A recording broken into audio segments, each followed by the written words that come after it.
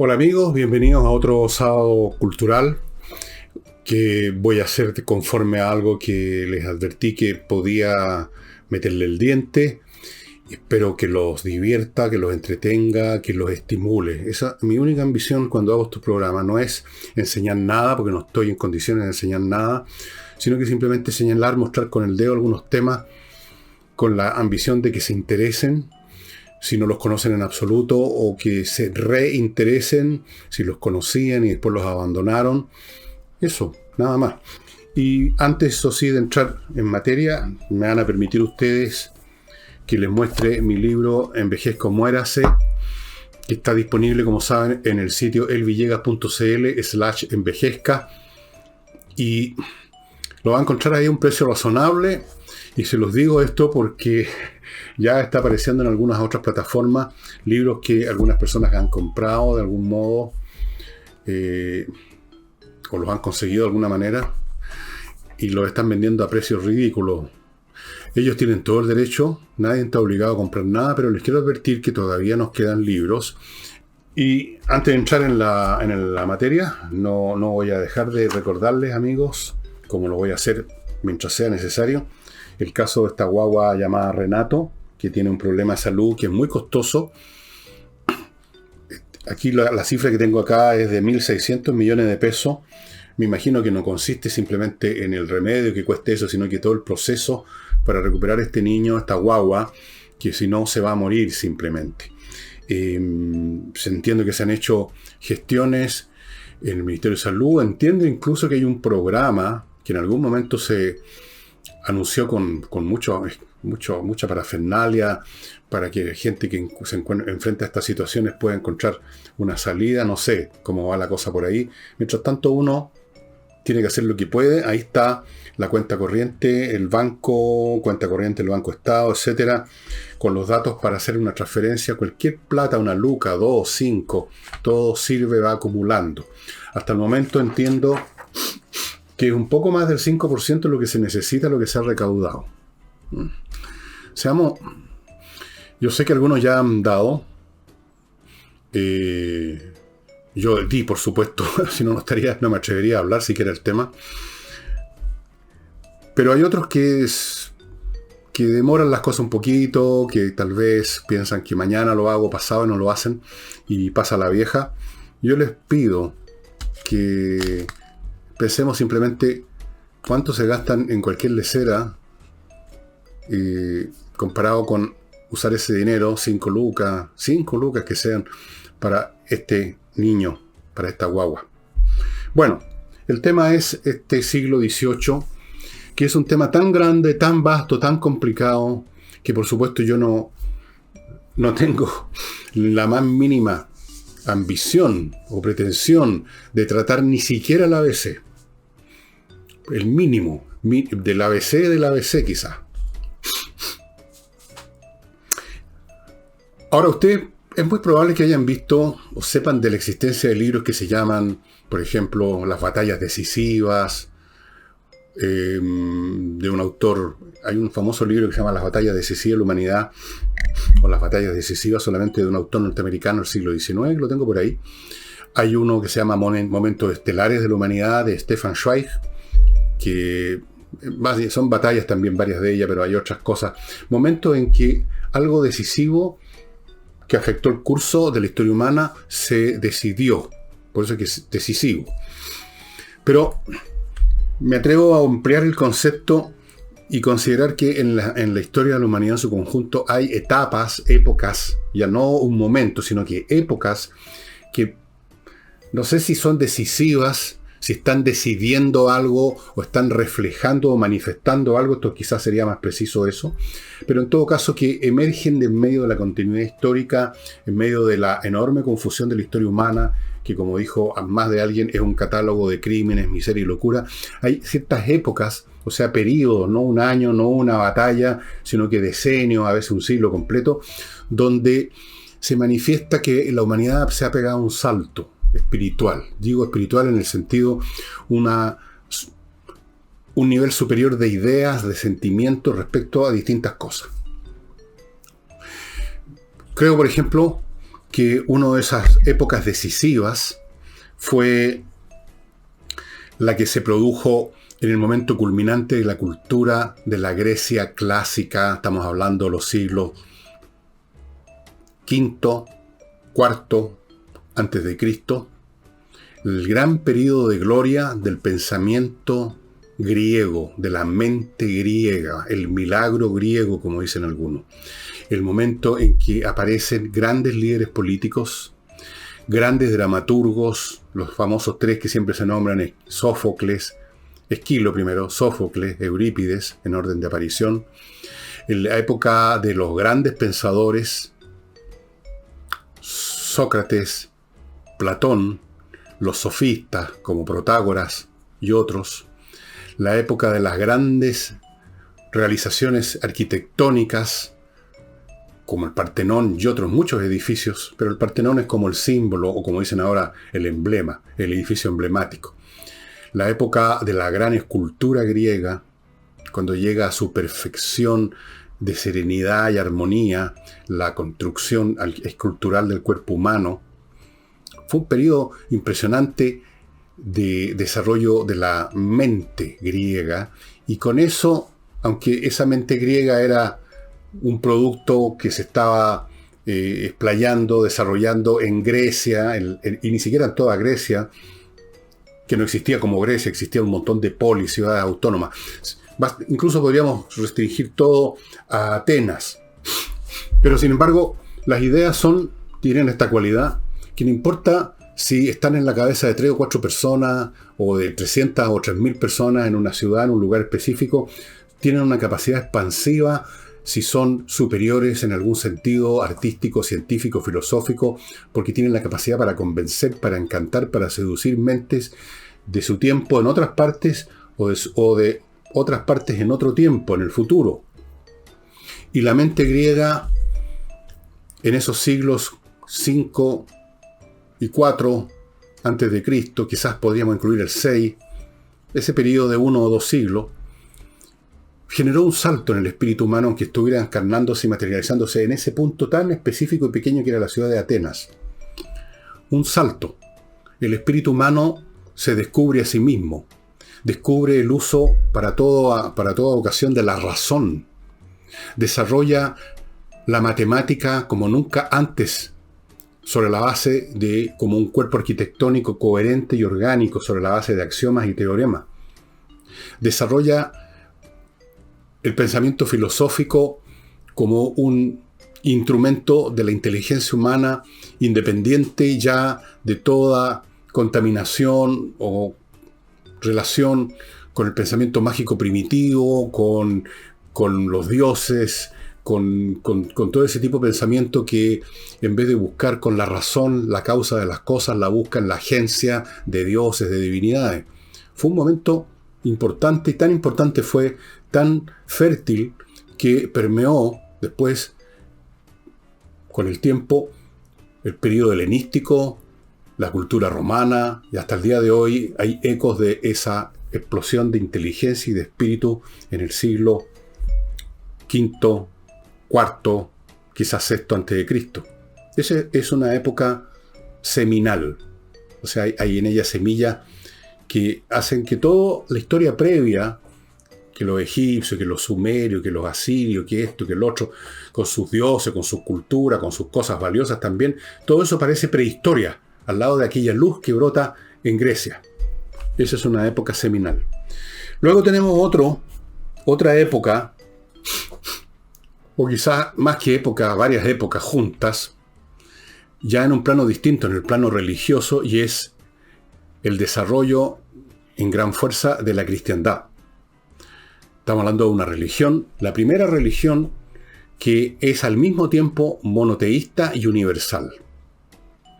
La religión judía era ya monoteísta, pero no era universal. Era, por así decirlo, una religión particular del pueblo judío.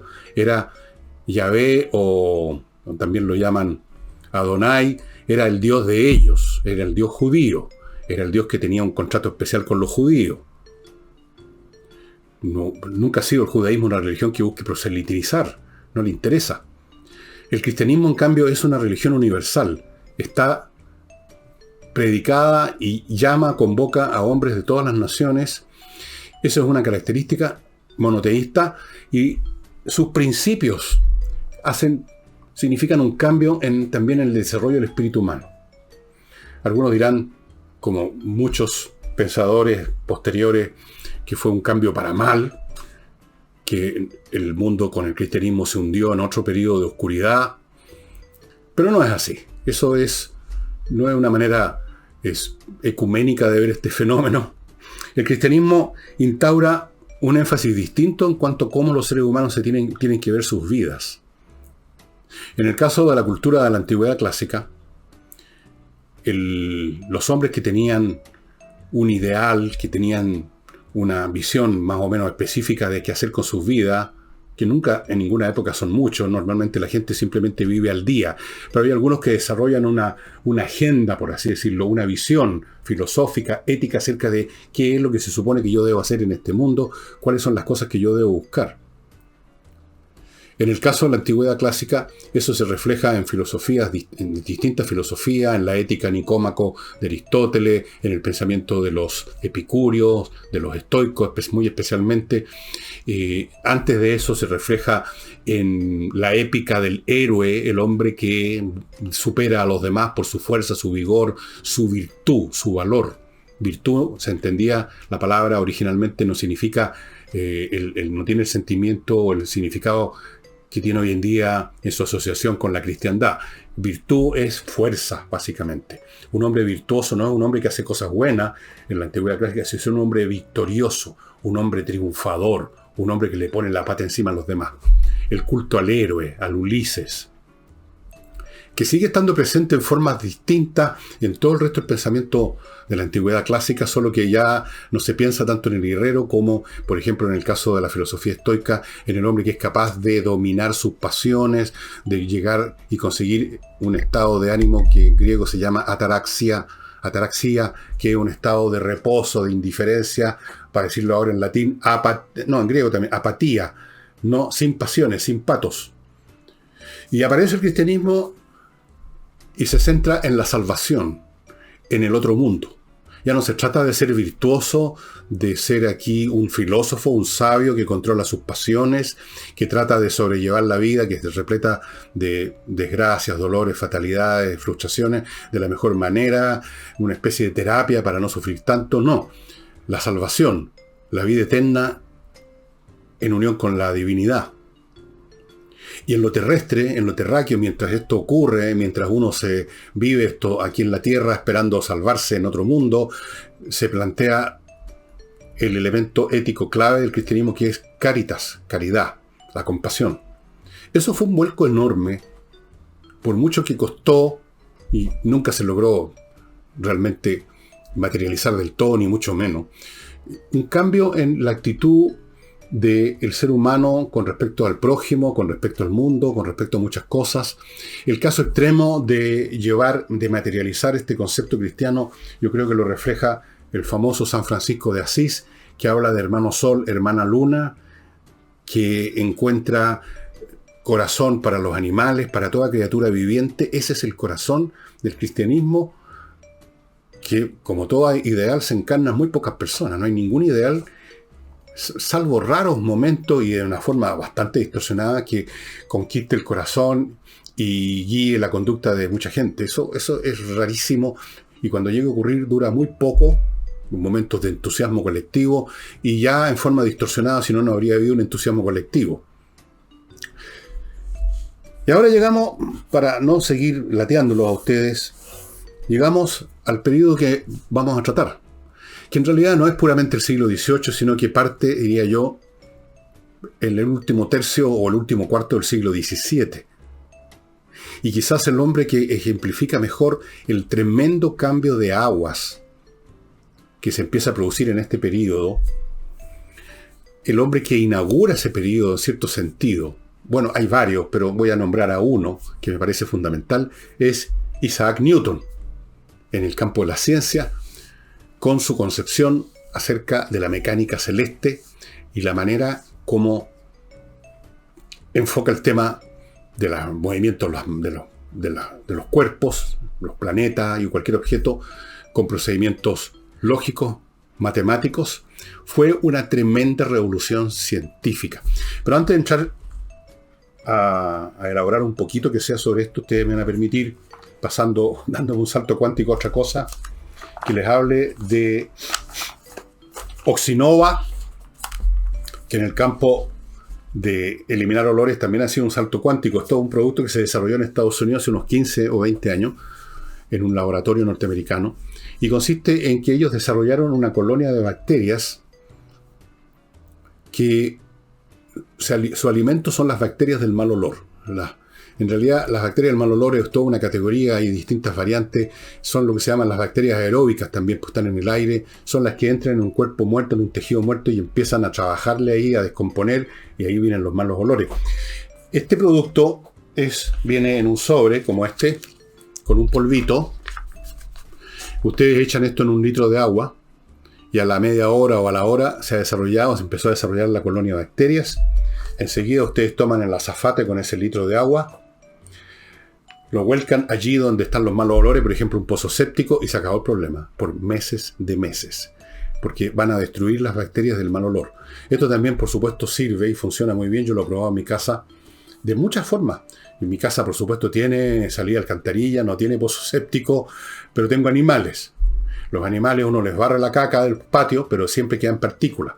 Uno toma este producto, este líquido, lo echa en un vaporizador, vaporiza en los lugares donde se mueven los animales y se acaban los problemas. Las bacterias, uno no ve nada, pero se desarrollan y se comen todas las bacterias del mal olor. Es súper eficiente, estimados amigos, se los recomiendo particularmente a los restauranteros que producen mucho material orgánico en las cocinas, y un restaurante que produce mal olor, francamente, es inviable. Continúo con Invierta en USA, esta empresa chileno-norteamericana que está en la red, que le permite a usted invertir en Estados Unidos sin que usted necesite saber nada. Lo único que necesita saber es que quiero invertir en Estados Unidos y tengo esta plata. Usted entra a este sitio, le ofrecen miles de franquicias para que escoja cientos de oportunidades inmobiliarias en el territorio de ese país. Enseguida que usted ha hecho la elección, le abren cuenta corriente en bancos norteamericanos, le consiguen créditos hipotecarios para las inversiones que usted quiera hacer adicionales.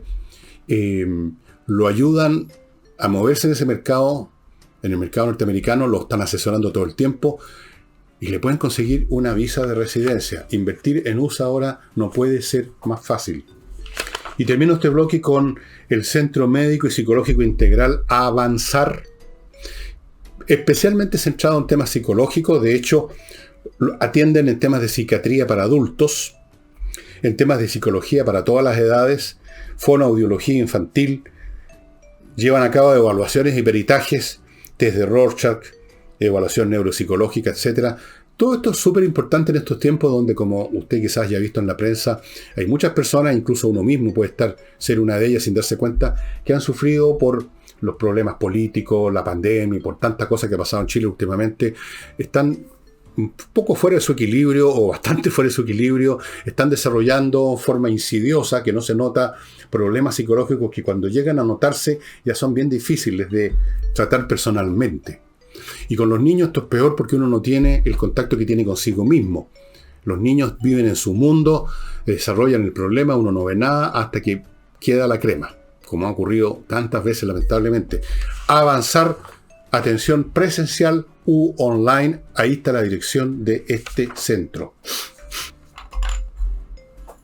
Digo que con Newton se podría decir, si es que hay que buscar un nombre, se inaugura este proceso, porque el newtonismo, la concepción newtoniana del mundo,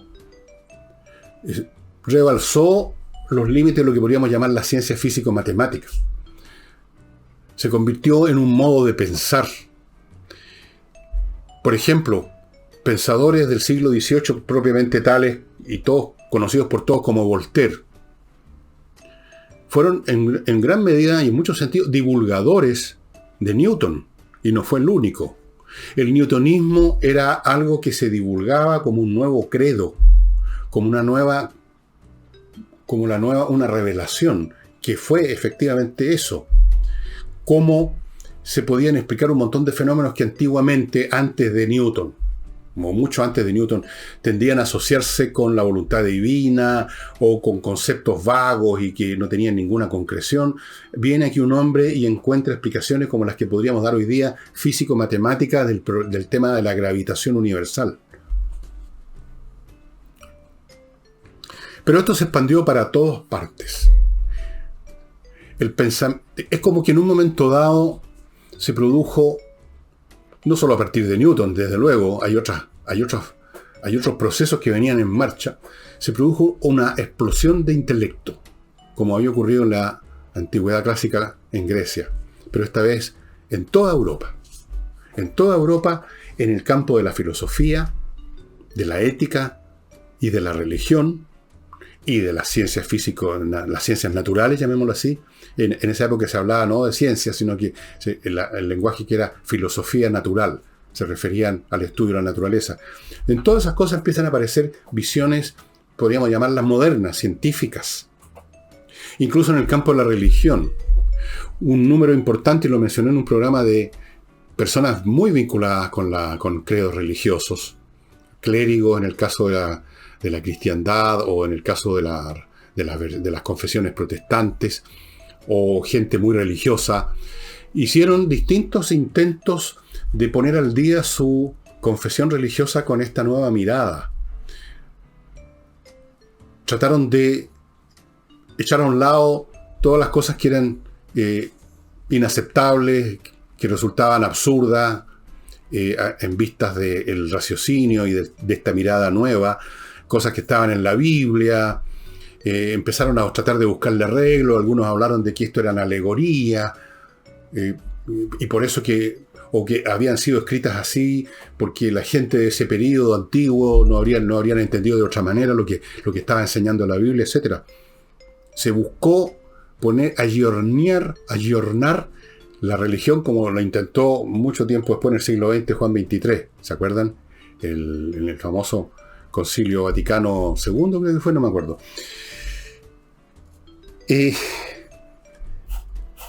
Aparecen como temas cosas que antes nunca habían sido considerados centrales. Por ejemplo, la felicidad. De pronto los seres humanos, partiendo digamos por quienes lo pensaron y lo divulgaron y lo escribieron así, empiezan a considerar que el objeto de la vida humana es la felicidad. Cosa que ahora a ustedes les podrá parecer natural, pero estamos en el siglo XXI. En el siglo XVIII, cuando todavía era potente el imperio, la presencia de las religiones, la felicidad aquí en la Tierra no se tocaba a ese punto. No se veía así la razón de ser de la vida humana. La razón de ser de la vida humana era morir e irse al cielo, ser salvado. Eso era. Y la vida esta vida era vista como un suplicio, como una prueba, como una tortura, como una tarea difícil, como una suma de tentaciones, como algo en definitiva obstaculizando la llegada al cielo, como algo que podía condenarnos al infierno, como algo que podía condenarnos. Entonces aparece el tema de la felicidad, y a partir de eso se empiezan en algunos casos a reflotar viejas filosofías de la antigüedad clásica, como la filosofía epicúrea. Se empiezan a reciclar pensamientos antiguos y a crear otros nuevos. Ok, la felicidad, ¿qué es lo que es? ¿Cómo se consigue? Tiene que ver con qué. Y entonces eso a su vez trae a otros pensadores de esa época a pensar, bueno, ¿qué es el hombre? ¿Cuál es la naturaleza del hombre? Otra pregunta que no tenía sentido dentro del marco conceptual del pasado. El hombre, en el marco conceptual, el hombre y la mujer, perdón, tengo que agregar eso hoy en día, era simplemente una criatura condenada a irse al infierno si no se portaba bien, o algunos otros decían, los protestantes, si no había sido elegida por Dios desde el principio de los tiempos como los que se iban a salvar. No importa lo que hiciera. Algunos habían sido escogidos para salvarse, unos muy pocos, los otros no. Entonces, ¿qué es lo que era el hombre? Era simplemente un saco de tentaciones y de pecados, y no hay más que hablar. ¿Qué es el hombre?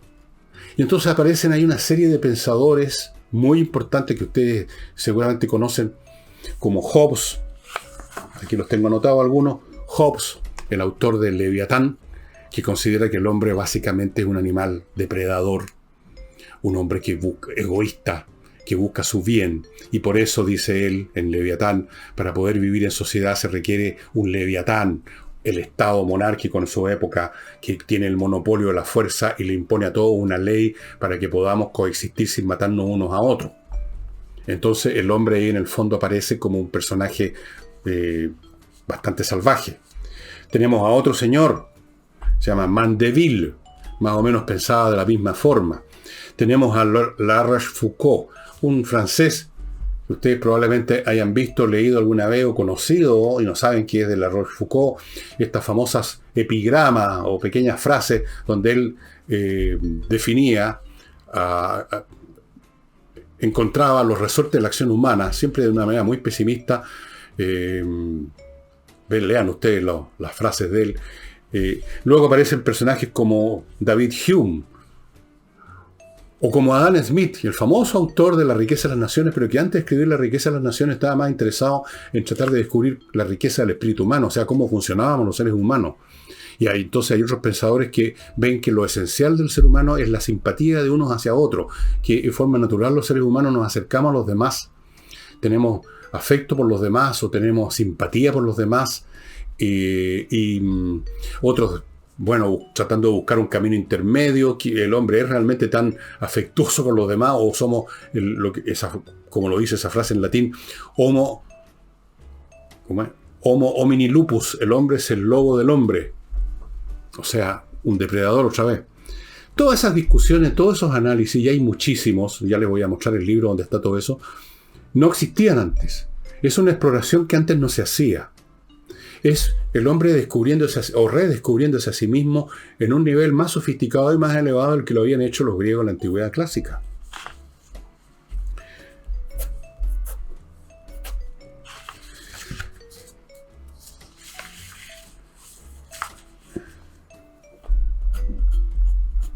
Algunos de los libros que tratan esto, algunos de los libros los tengo, y muchísimos no. Hay muchísimos libros que tratan, estimados amigos, con distintos nombres, sobre el siglo XVIII, o sobre el desarrollo de la ciencia, o hay muchos caminos para desembocar más o menos a este periodo, y yo les voy a mostrar muy poco.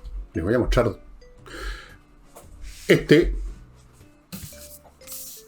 Los placeres de la imaginación, un libro que dice la cultura inglesa en el siglo XVIII. ¿Cómo se las arreglaban los británicos, pero en realidad todos los europeos, para pasarla bien en este mundo, para disfrutar los bienes de la propia humanidad, los bienes culturales, lo que hemos producido en todas las artes, la ciencia, disfrutar una relación cortés y positiva y simpática con los demás, hacer de esta vida una vida refinada, placentera, sin caer en excesos, con respeto, con decencia, con todas esas cosas, porque el placer no tiene necesariamente que ver con algo espantoso o siniestro o diabólico, ni mucho menos. Los placeres de la imaginación es un libro extremadamente interesante de John Brewer, que trata de, bueno, cómo se las arreglaban los que podían arreglárselas, los que tenían medios, por supuesto, cómo eran los, qué sé yo, la cultura literaria empieza a desarrollarse en gran escala. Ya existía la imprenta, existía desde 1453, pero la industria editorial empieza a desarrollarse en gran escala, se editan muchos libros, hay más gente alfabeta, más artistas, más exposiciones de pintura, hay más gente que empieza a entrar a ese mundo. Todo eso, muy interesante. Después tenemos este otro libro que se lo he mostrado por lo menos unas 3-4 veces ya, y que todavía lo estoy leyendo, que es donde encuentran ustedes todos los detalles de lo que le he estado diciendo, el iluminismo, la búsqueda, la persecución, el afán por la felicidad entre 1680 y 1790, un libro muy detallado. Yo aquí he aprendido un montón y espero que ustedes también se diviertan. La revolución científica, felicidad, razón y pasión, cómo mezclaban estas cosas. El siglo de la edad de la razón, como la llama otro autor que les voy a mostrar, no era pura razón, ni significaba que los personajes cultos de la época solamente consideraban como digno del hombre el desarrollo de la razón. Los sentimientos, los afectos también estaban incluidos. La tolerancia, un nuevo concepto. ¿Cómo se concebía la tolerancia? ¿Qué es lo que era la tolerancia? ¿Qué pensaron tantos pensadores sobre eso? La religión iluminada, estos distintos personajes que intentan poner al día la religión. Y un montón de temas más. Es muy completo, un libro extremadamente completo. Y aquí en una versión más clásica, si ustedes quieren, están 2 tomos de la famosa historia de la humanidad de los esposos Will Durant. Uno es, el primero de ellos,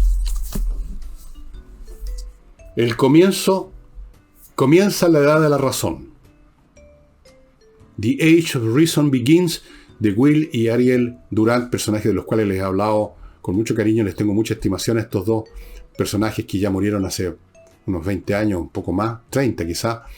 Ellos escribieron una historia de la civilización en muchos tomos. Aquí les estoy mostrando 2 que tienen que ver con ese periodo. Este comienza la edad de la razón, y el otro, que es el siguiente, o el subsiguiente, la edad de Voltaire. O sea, ya estamos en pleno siglo XVIII en Francia, con este Voltaire, que no era un pensador de gran profundidad, pero era un brillante divulgador, gacetillero, literato, un personaje muy representativo de su época, no el más profundo, no en absoluto. Yo tengo varias obras de él interesantes, de todas maneras, era un genio, pero no es la base del proceso. Es uno de los protagonistas de este proceso, y yo creo que el gran iniciador fueron pensadores de finales del siglo XVII como Newton. Hay otros también, por supuesto. Hay otros también, como este señor que está apareciendo aquí en la portada del 8, Bacon, Francis Bacon. Bueno, libros sobre este periodo, ¿para qué les voy a decir? Pero antes de continuar con el tema, me van a permitir ustedes que les haga mención, pasando ahora del espíritu a la carne, de las pizzas que prepara Muranos Pizza. Muranos Pizza es un emprendimiento, como dicen ahora, por no decir empresa, o iniciativa, o actividad, de unos jóvenes que yo conozco, muy activos, muy creativos, que desarrollaron una empresa que hace pizzas con receta italiana. ¿Qué significa esto? La masa, como la hacen, la cobertura de la masa, en fin, todos los elementos que tiene una pizza, exquisitas, amigos míos, y se las llevan a domicilio. En este fin de semana, yo no sé qué clima hay. Sábado estoy haciendo este programa viernes en la nochecita, ya dejó de llover en este momento, supongo que mañana va a estar despejado cuando ustedes vean este programa, pero va a estar frío, seguramente va a estar bien helado. Ideal pues para las pizzas. De repente para no tener que preparar almuerzo, pídanse unas 2 o 3 pizzas, unos destapan un par de botellones y estamos al otro lado, Muranos Pizza. Y para la música, para estudiar un instrumento que nunca estudiaron, siempre tuvieron la idea, ¿por qué no habré estudiado por lo menos, no sé, un instrumento para rasguear la guitarra, algo? O alguna vez empezaron a estudiar cuando eran niños, pues lo dejaron todo botado. Bueno, retome esos estudios o inícielos en Higiena, una academia de música que opera online y que le ofrece cursos en piano, teclados, canto, pop y lírico, popular y lírico, saxofón, clarinete, batería, bajo eléctrico, guitarra acústica y eléctrica, ukelele, percusión, flauta dulce y traversa, violín, educación de la voz hablada, todo esto online y muy interesante. La primera clase de prueba gratis. O sea, usted dice, a ver, quiero aprender guitarra. Y va a la primera clase online y usted va a ver ahí si le gusta o no, le va a gustar. Ahí va a ver lo efectivo que es este curso online que ofrece Patricio Aracena Gijena. Gijena se llama la academia en homenaje a su madre, de apellido Gijena obviamente. Se va a entusiasmar, estimados amigos. Ahí está el contacto, www.gijenaproducciones.com. Y continúo con mi climo, un excelente sistema de climatización, que lo tengo encendido en este momento, en 22 grados, porque está más helado. Eso me permite estar con este chalequito delgadito. Podría incluso estar sin él, pero quizás sería como mucho. Tendría que subir un poco más. Bueno, una climatización rica, sin humo, sin olores, sin gasto de parafina, sin esperar el camión del gas, sin peligro de incendio, conectado a internet. Me va a servir en verano también, porque puedo refrescar, o sea, ahí funciona como acondicionador de aire para refrescar. Tiene filtros para captar las pelusas que hay en el aire, pues para mí es muy importante eso. Ideal, amigos, y es un aparatito que se pone en la pared, tiene unas salidas para afuera, así, toda una mecánica, una ciencia, pero ideal, sin ruido, perfecto. miclimo.com. Y termino contándoles de las clases, los cursos nuevos que se inician en espacioajedrez.com en agosto. Matrículas abiertas, les sugiero que ya entre ahora a matricularse. ¿Qué ofrecen estos cursos? Clases una vez a la semana con un maestro internacional que es Pablo Tolosa, el creador de este sitio, a través de Zoom, modalidad grupal. O sea, usted en su casa está siguiendo el curso. Segundo, todo esto incluido en la matrícula. O sea, la mensualidad. Una cuenta para jugar ajedrez con cientos de otros miembros y con el entrenador virtual. Tercero, ejercicios interactivos y actividades prácticas grupales. Cuarto, las clases quedan grabadas para recuperar o repasar todo el tiempo del mundo. O sea, usted faltó la clase número 2, la baja el video y ahí está la clase número 2. O lo quiere ver la clase número 2 porque le quedó algo dando vuelta, la ve todas las veces que quiera.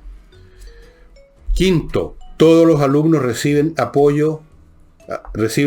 acceso a cientos de horas de apoyo que van a estar también por horas disponibles. ¿Cuál es la única condición? Bueno, pagar la mensualidad de 21 lucas, que no me parece que sea una cifra estratosférica, ni mucho menos, con todo esto, y reservar ya, porque los cursos tienen un cupo limitado. No puede hacer clases a 1 millón de personas, ni siquiera a 1000. Los cursos son limitados, así que váyase ya dando una vueltecita por espacioajedrez.com y vea en qué curso se va a matricular. Hay cursos desde cero. Si usted no sabe nada de ajedrez, usted va a aprender a jugar ajedrez y va a salir convertido en un decente jugador de ajedrez como mínimo.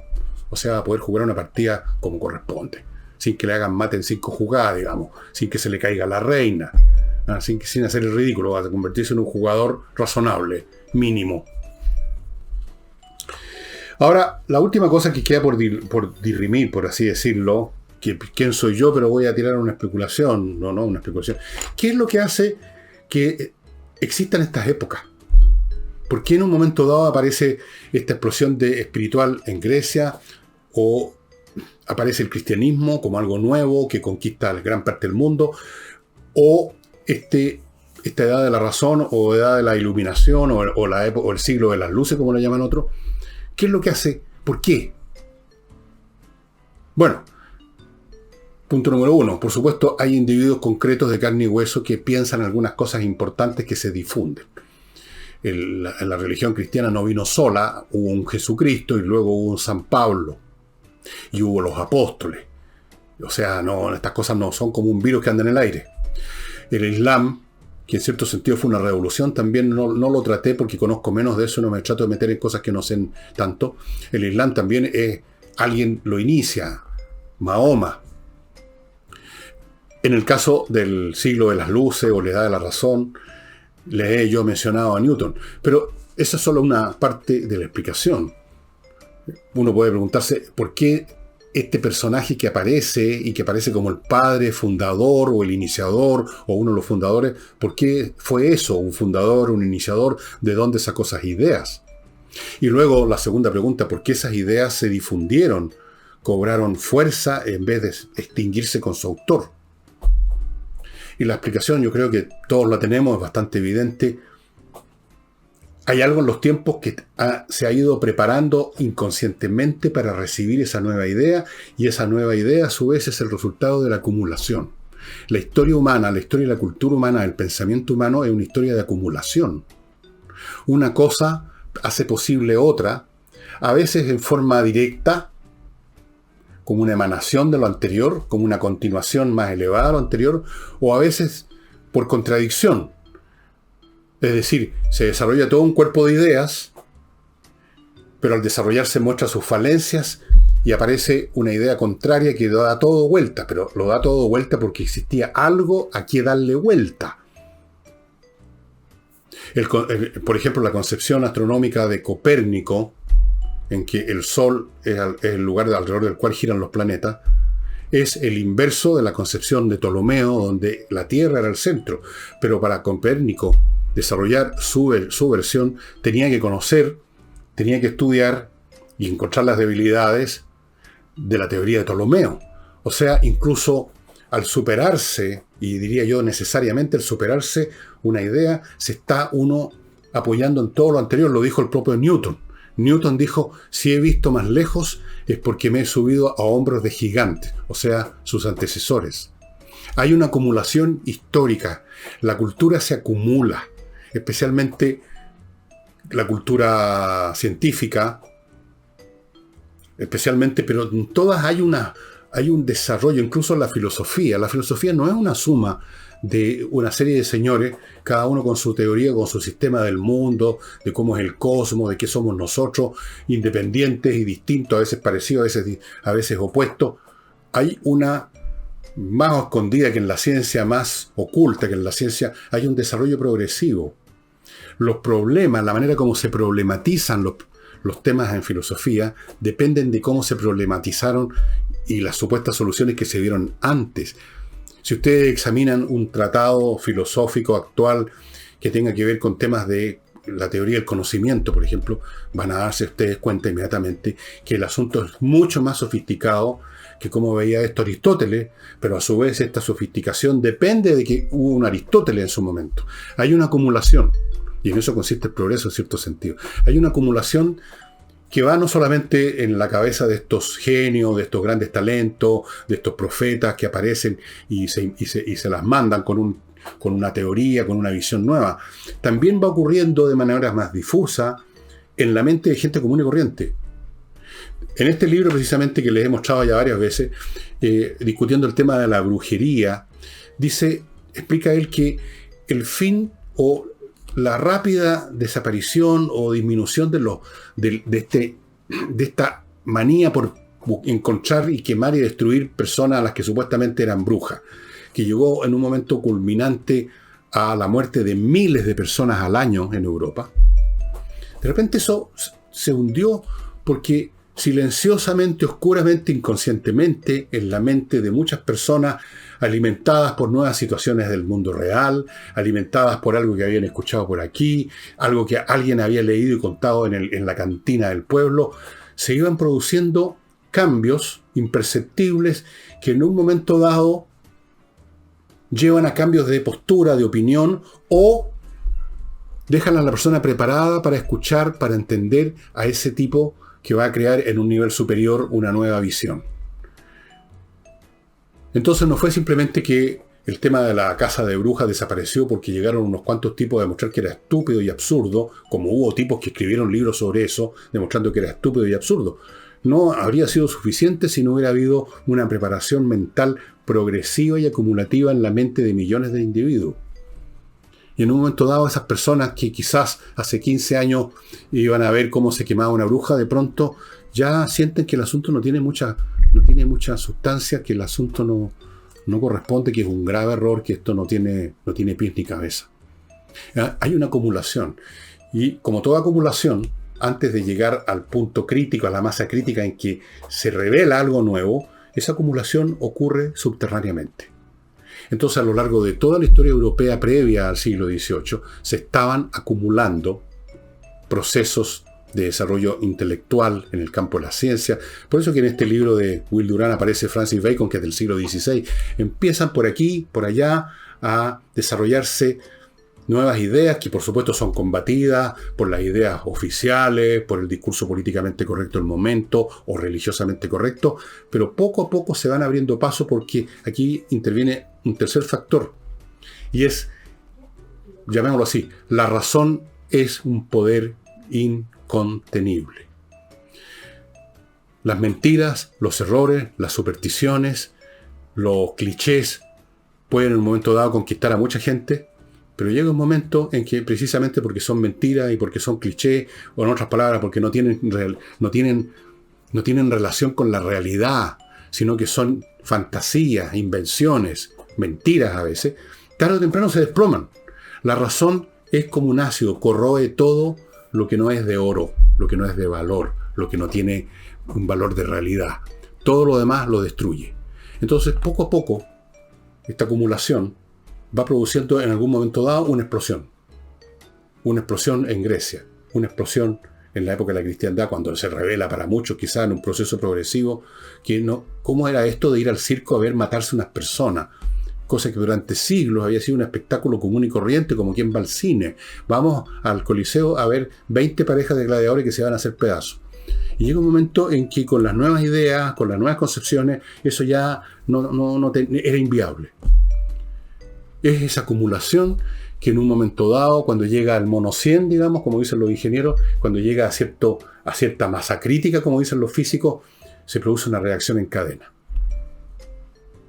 Y yo creo, dicho sea de paso, que hoy, siglo XXI, en todo el planeta estamos viviendo un proceso similar,